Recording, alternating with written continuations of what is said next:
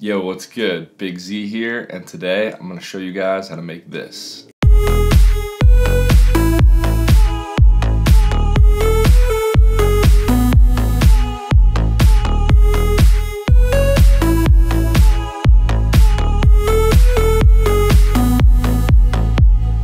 So that is my remake of Throttle's new track called Japan. It's a very chill song, I like it a lot. You can download the presets, the samples I use, and the project file below if you want that. But anyway, let's get into it. I think I'll talk about the bass sound first. So if I mute these leads, here's what the bass sounds like.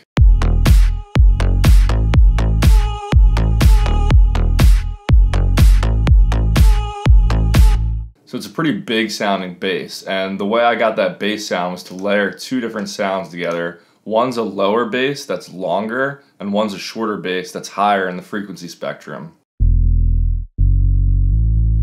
So that's the lower bass. That's the higher bass where really the character of the sound is coming from. So first I'll start out with a deeper bass. It's a pretty simple patch in Serum. It's just this like half pulse wave in the basic shapes wavetable right here. Just one voice of unison. Here's the envelope, that's just controlling the amplitude because it's not mapped to any cutoff of any filter. Then in the effects section, I just have some multi-band compression, tube distortion, and this low pass filter that cuts everything off above like 200 Hertz. Then I'll add in the next bass layer.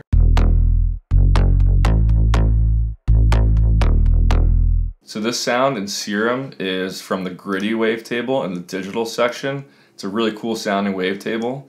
I've got this envelope here that's modulating the cutoff of the filter. I've got mono check down here because it's a bass. Make sure you have mono checked on the lower bass as well. Over in the effects section, I have some multi-band compression, tube distortion, phaser, chorus, and a filter. So without those effects, it sounds like this. Then I'll add them in one by one.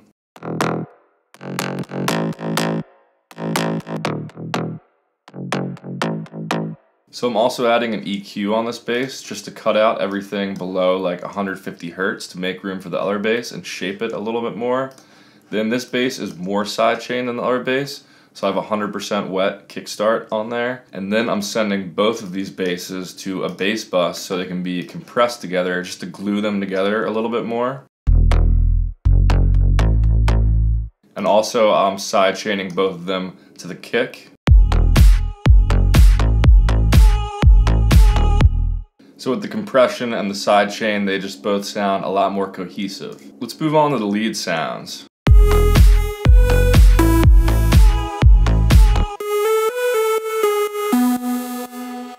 Really cool retro sounding leads. So the first lead layer is where the bulk of the character comes from. Then the second layer is really just a wide layer to fill up the stereo field.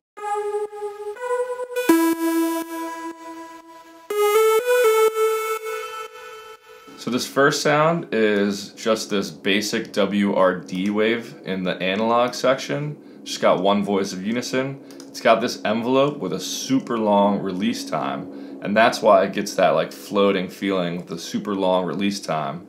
And because it has such a long release time, you want to check mono over here so the notes aren't interfering with each other. Sorry about the noise, there's like a helicopter or something hovering above my apartment. But anyway, in the effects section on this sound, I just have some dimension expander. I'm using this hyper section a little bit just to make it even wider. Then I have some multi-band compression on there. That's it for the base of that sound. So I'll talk about the other lead layer real quick, and then I'll talk about how I process them together to make them sound a lot better. So the next lead layer, just a saw wave, 7 voices of unison with some detune on there. It's got the exact same shaped envelope as the other sound with the really long release and mono check down here. In the effects tab, we just have some multi-band compression and some chorus with the low pass filter on there. So without the chorus,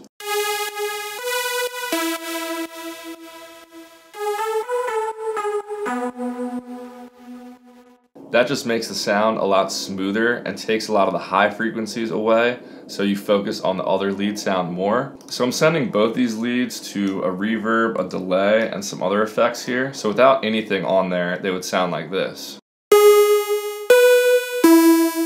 Then with all that stuff on there,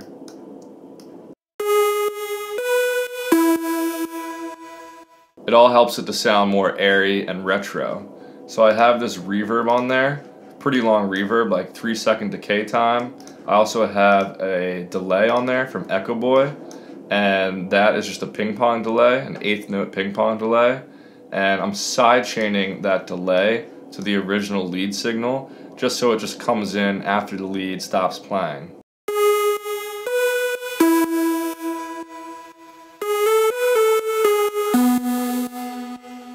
I'm sending them both to this bus where I'm compressing them together. I'm adding a little bit of saturation to them with FabFilter Saturn. Then I have this EQ shaping them a little bit. And then a really important part of the sound is this bit crusher right here.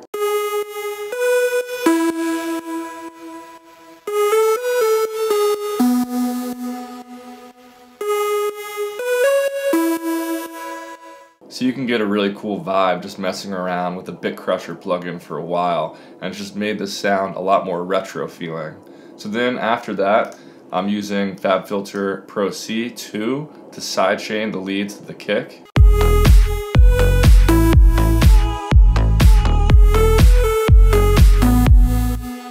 But I still felt like those sounds weren't ducking out of the way enough, so before that I added a kickstart at 75% wet, just a really quick sidechain to make them duck even more.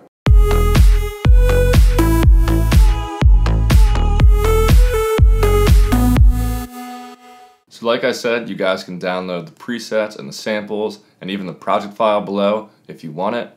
Hopefully you guys enjoyed this one. I'll make sure to play the full remake again at the end of the video. Anyway, make sure to follow me on Instagram and Spotify below. And I'll catch you guys next time. Peace.